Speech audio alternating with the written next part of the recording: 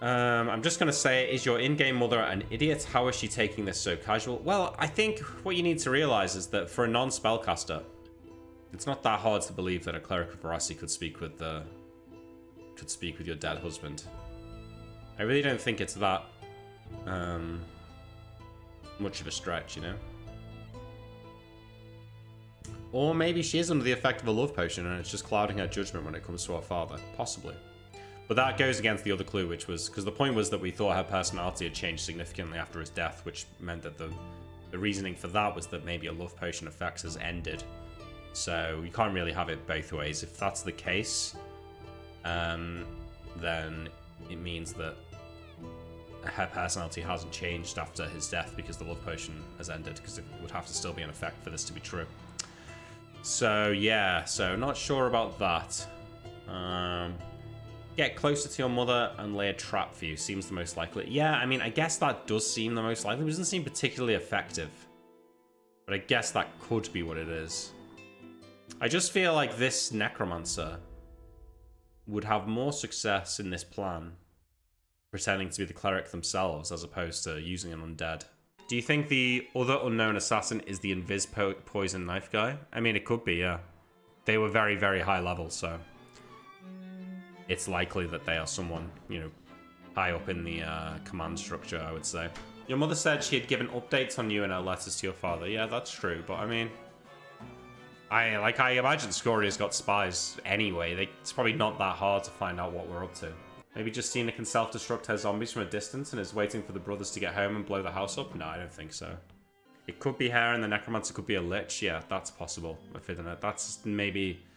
a scarier conclusion, but actually I think that makes more sense to me. Unless it was a Necromancer looking and speaking through an undead. Well, that is something they can do, Bradley, so yeah, maybe. Maybe it could be the Veracity cleric from Redport. The first cleric who visited you and gave you the potions could have been another zombie. Yeah, it could have been. But I don't know, the Veracity cleric's that bothered?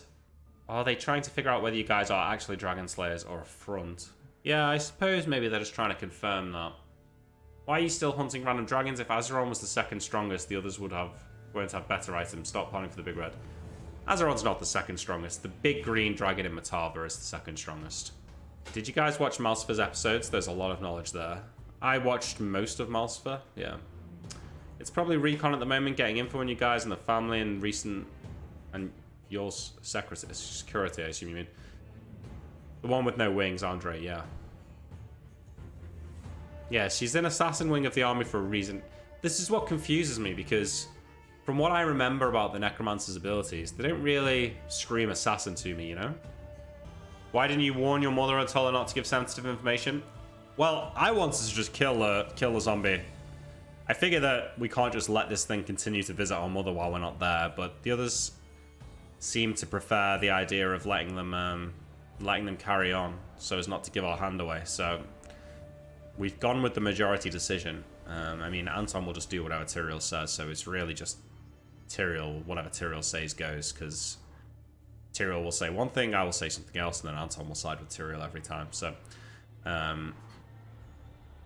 there's only so much I can do about it, you know?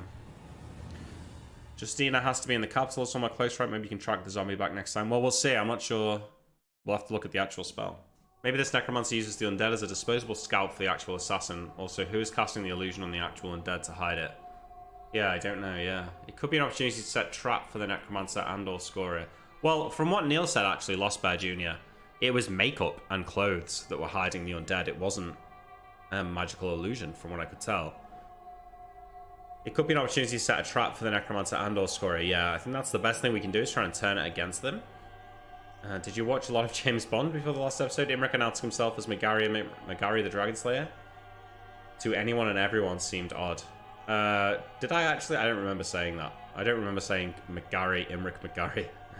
Don't remember saying that. Maybe I did. He is called Mr. Sheep. That's true, yeah. I like the Richard arc. Yes, me too. And hold out hope for a meeting with William so that we can exchange the strength belt for the Staff of Power. Like, this trade would make two of my characters so much stronger. It would make William 20 strength, and it would make Imric have a Staff of Power, so that would be really good. So I'm really, really, really, really hope that we meet William somehow. Doesn't say how many charges it has, which is what's weird. Do you guys think you will hear about William and Grimes returning? I think we have to now. Now that we've met Richard and we know about the expedition and his son dying out there, we've got it. When William and Grimes come back, it's got to be national news. I think we have to hear about it, and I think it makes sense for us to seek them out, given that we because he specifically tells Princess Sella about the demons, and they're going to the demon plane. So I feel like it's bound to come back to us. And also, William was concerned about Scoria, so I feel like if it's common knowledge that these people are looking to kill Scoria, then William's going to want to know about it. Would make sure for William to talk to Van about the demons too. Yeah, well, if I've got any say in it, I think when William gets back, I might send Neil a message with like what he might be doing in the coming months. Is there any chance the zombie being affiliated with Verassi doesn't indicate assassination? Based on the Verassi mystery contacting you earlier, do you think Vicious wants to turn the brothers to his own course of destabilizing the country for easier conquest? No, because I think that the Verassi person that contacted us was nothing to do with Count Vicious, and even Verassi hates the undead. So I don't think there's much. Well, then again, those Necromancers that they fought in Desperate Measures was connected with the Verassi invasion, right? But from my understanding, all the gods hate undead, so I don't think so. The Necromancer they fought in Desperate Measures was associated with Vicious, not Verassi. Alright, yeah, so I don't think that Verassi has any association with Necromancers. Somebody needs to get back to the Necromancer to end the possession, right? That was what's happening with Malsfer. Hey, Gerald. That's what's happening with Malsfer in his shade. Yeah, so following the zombie might be the best. Well, we're doing that, right? We've got Tyrael's men following them. I think the Necromancer's like life force is in the zombie, so I think she needs to like meet back up with it in order to like repossess her own body, kind of like Magic Jar. Oh, they can just disconnect and kill the minion. Okay. Would it make sense to hire someone to mug the zombie? You could watch from afar and see what happens. Oh, yeah, that's a good idea. We could just hire an assassin to kill them and just see what happens. Telling them to do that might have been a bad idea. Thinking about it now, yeah, they might get killed. That's true. Do you find out where she hides her main body and fuck it up when it's not there? Yeah, I think that's the plan, but how to find it? Seems sort of out of character for the players to leave the town while your mom's in potential danger. I said that, didn't I? I mean, I said that I would like to. I don't think we should let this continue while we're not here, but as I was saying, basically, because Anton just does whatever Tyrael wants, Steven just decides everything we do, because I'm always outvoted by him. Couldn't you just crystal ball the dude all day, the zombie? Yeah, I guess we could crystal ball the cleric. It's worth doing, isn't it? Yeah, it's worth doing. There's no harm in it. Guessing there are no tracking spells. No, none that I've got anyway. None that Anton's got either. You could track the next letter your mother gives. Yeah, I don't think there's a way. Well, wait, hang on. I don't have Beacon, but Sombar would. That's not a bad idea. That's not a bad idea. Scry on him on a Tuesday when you presume he is a corpse. That should reveal the Necromancer's lair. Yeah, but now I think about it, Christ Ostrich, I can't scry on him because I never saw him. They would detect magic on the letter, would they? I'm not convinced that they would. Brothers should just entrust the Necromancer problem to the Queen or Sombar. I don't know, Alpha Centauri. Seems a bigger problem than that. With the commotion that's going to happen next episode of the Docks, the Green Dragon will 100% find out about you. Yeah, maybe. Maybe I've blown it by giving the game away, but I just got carried away with the rhyming, you know? Out of character, would Count Vicious have an interest? I don't think so. I don't see why he would. He's interested in Stromheim, not Drakus. If anything, he just wants us to stay. He probably just wants Drakus to keep fighting Mystria for long enough so that he can consolidate his power in Eridon before an inevitable winner of the war in Drakus and Mystria has to challenge him. I'm sure he's not stupid, yeah, I'm sure he has some awareness of what's going on, but I don't think he's has any plans to interfere. The only interest he has in the brothers is that he wants them the fuck away from him. Yeah, I'd say so. I think if I'm Count Vicious, like I said, yeah, I think what I want is the war for Mystria and Drakus to go on for long enough that I can take over the whole of Eridon and shore up my defenses, so that when whoever wins that war finishes it up and is back at increased strength, he's in a position to defend himself against any incursion into Eridon. Who is Count Vicious? He is the Count of Fortune, who is a secret vampire, and it's been the same guy in charge of Fortune for centuries, but nobody really knows, although they do now. And since the demon invasion and all these towns being destroyed, and Stromheim being weakened, he's now marching with an undead army, and he's captured Copper Hill and I think Plainsview, and is like sieging Stromheim, which is the old capital. Is he the Count who got the Philosopher's Stone stolen and returned? Yes. Wonder if Vicious made a deal with the demons, because they're right. Yeah, I think he probably has. Well, I also think the demons are interested in life essence, aren't they? And he has an undead army, so I'm pretty sure that the demons aren't that interested in the undead. What happened to Heatstroke since you guys fucked their temple? Yeah, I don't know. I think they're all but defeated now. With us destroying the portal and then Van and Malachi killing all of their forces, I feel like the demons have been defeated. Didn't Van kill a green dragon in Matava? No, Van killed a green dragon in the Shelter Woods down here. It was one of its children. So it recently gave birth, and one of them settled in the mines in Shirebrook that Georg and Malachi drove off.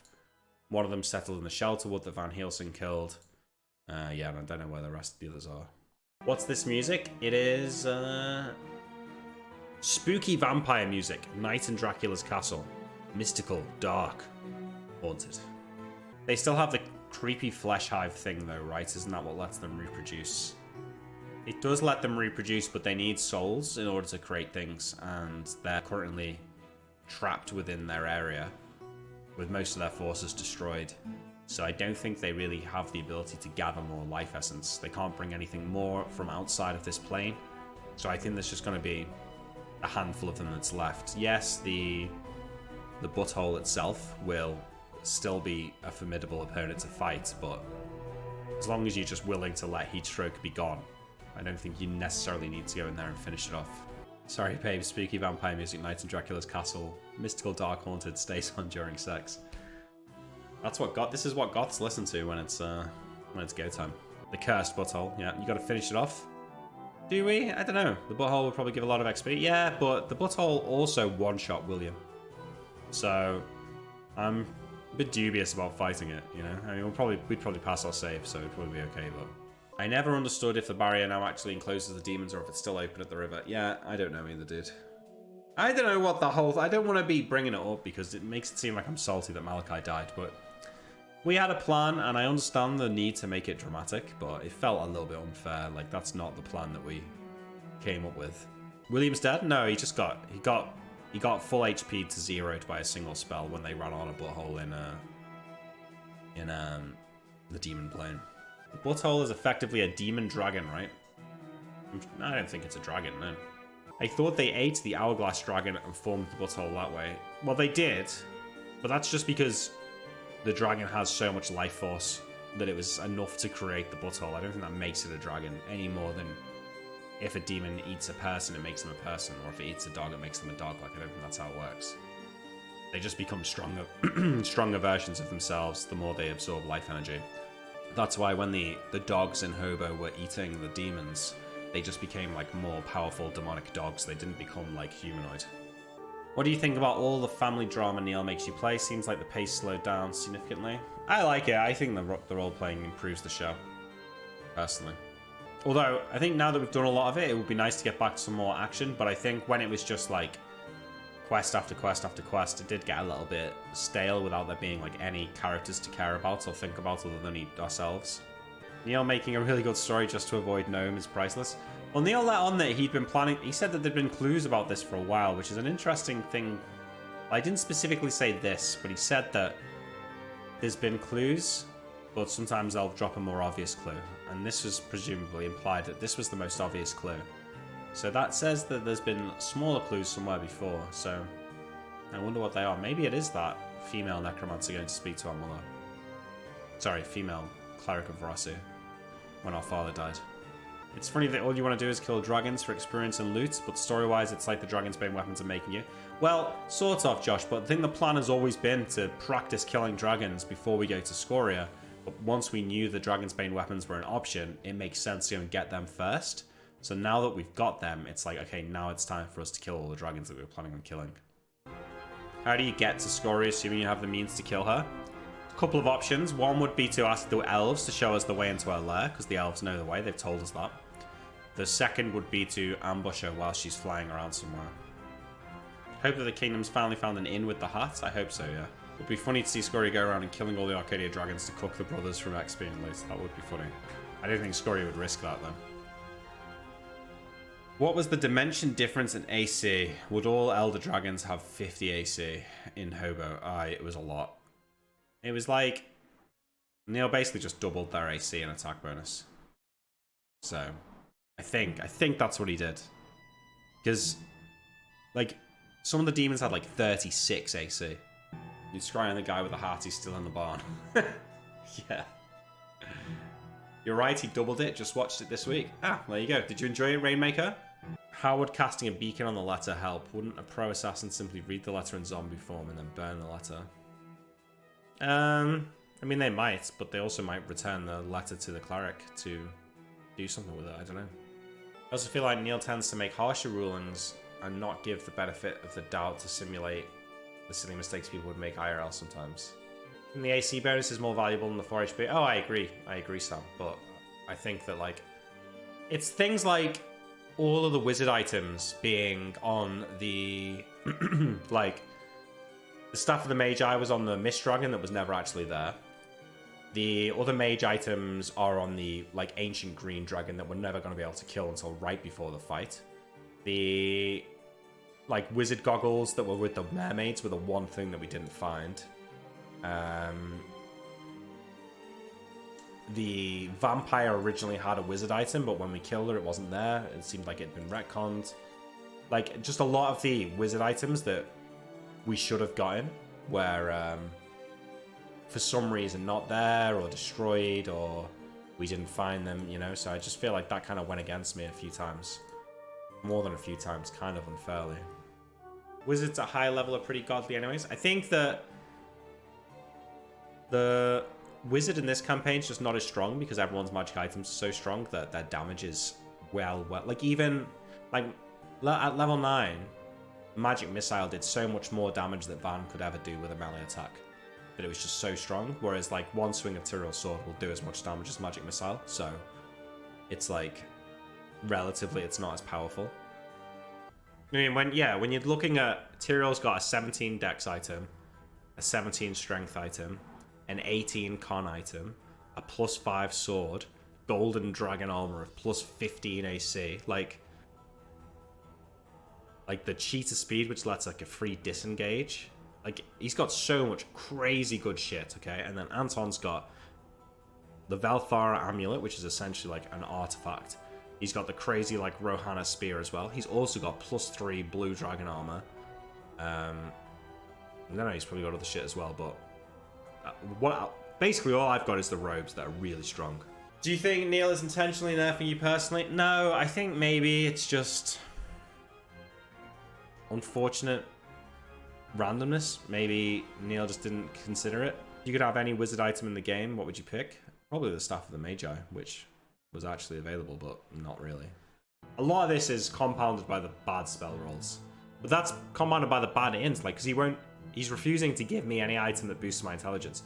And his reasoning is that, oh, well, every wizard wants an int item. Yeah, no shit, but every fighter wants a strength item. Every fighter wants a con amulet. So, like, I don't see why that means that there's no int items yet.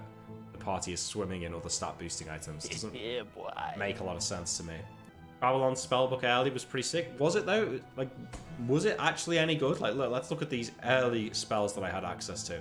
Cut, Gallop, Sting, Affect Normal Fires, Charm Person, Dancing Lights, Erase, Hold Portal, Identify, Magic Missile, Protection from Evil. I mean, are any of these game-breaking spells? Audible Glamour, Fool's Gold, Locate Object, Magic Mouth, Rogue Trick, Wizard Lock. Like, they all suck. They are all bad spells. Clairaudience, Dispel, Flame Arrow, Gust of Wind, Haste, Hold Person, Improvision, Slow, Water Breathing. Okay, so some of these are okay, but didn't get these until level 5, so, like, these are not amazing spells.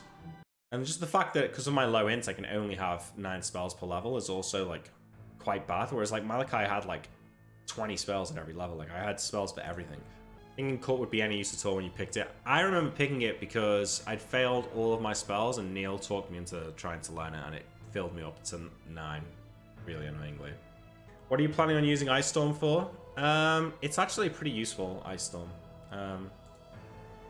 It's good damage, because it's 40-foot diameter area, which is pretty good at 3d10 points of damage, so with no save, right? So 3d10 points of damage with no save, that's like 16 damage to everyone in an area. So, for example, like a camp of knights, Ice Storm would probably just kill basically everyone in there.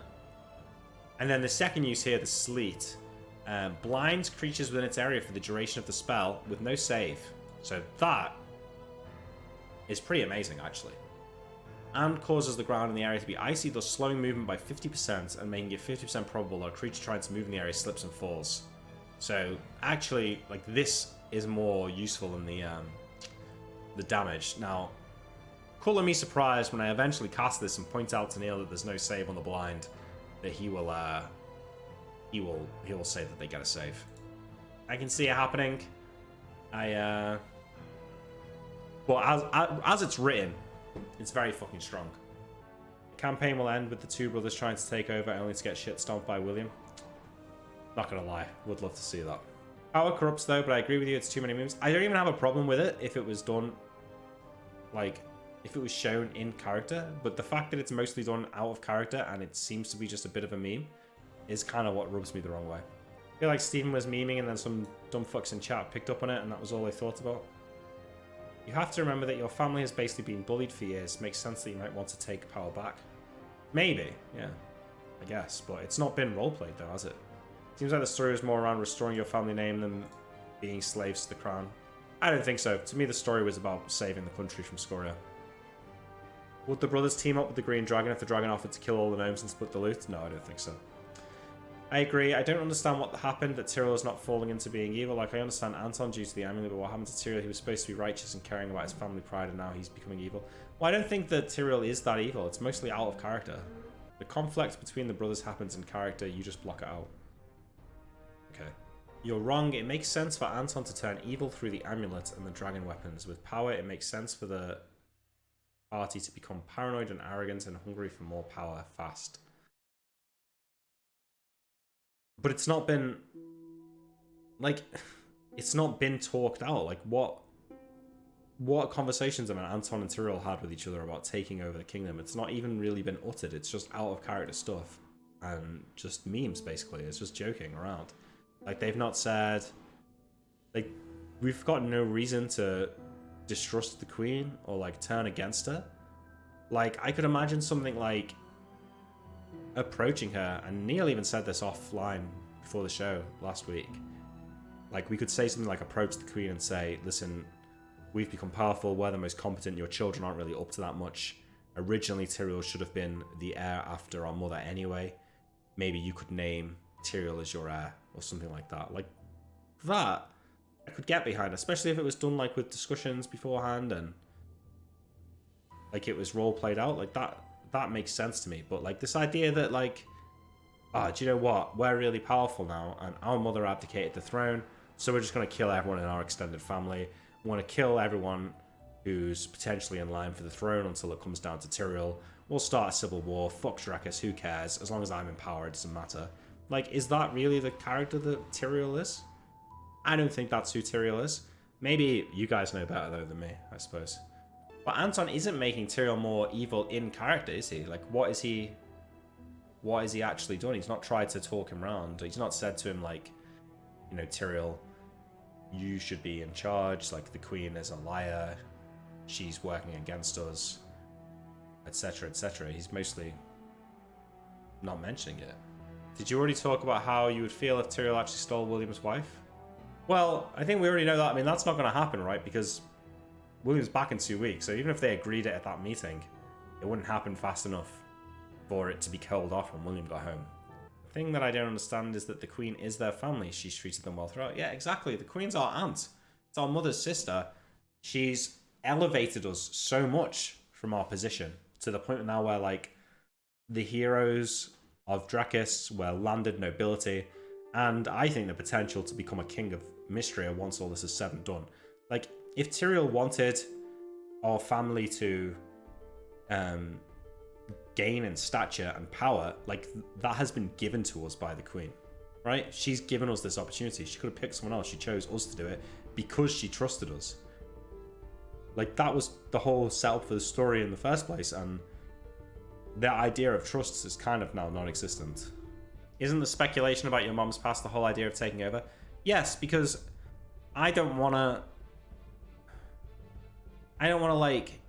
Okay, two things. I don't want to just abandon my character's motives and sense of self in order to go along with it, okay?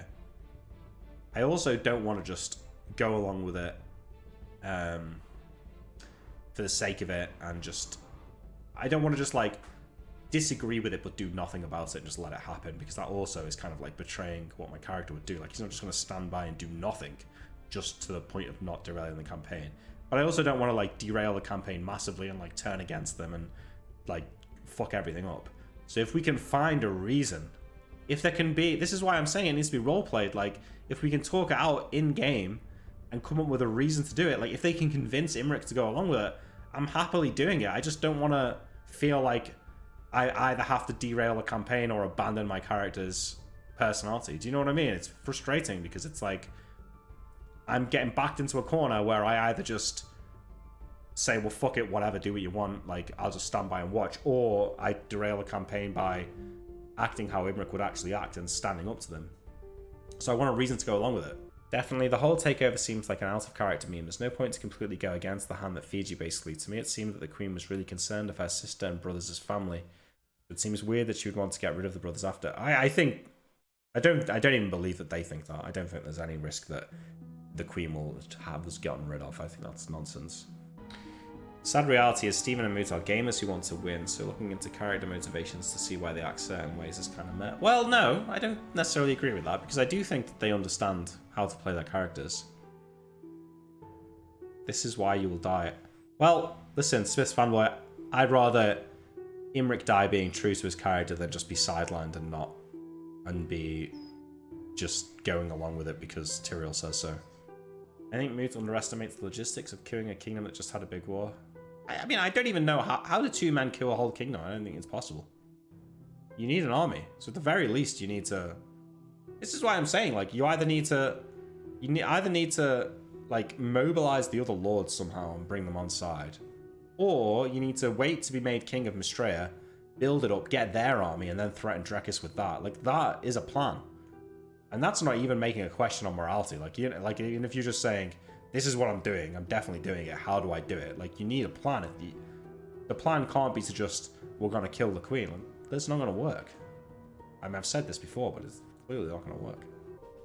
Maybe an ending where Drekis does take over Mystria, but the combined kingdom effectively ends up divided and sundered because of the brothers, or rather Anton and Tyrael. Imric would end up being on the righteous, rational side against his siblings that have fallen to madness. So that... Omega Onion says, what would the brothers think of becoming Wicks instead of Nagaris? You know, I actually think... Now, I think this could be a really cool scene, right? Tyrael and Anton hate our father so much, and now our mother seems so happy that he's dead. What if they were to approach the Queen and say, like, you know, the only reason we're not part of your family is because of our father, and he treated us poorly, and to be honest, we're better off now that he's dead. Would you consider, like remaking us a Wick, like changing our surname and making us part of your family? Like, that would be a really good step to legitimacy to the crown.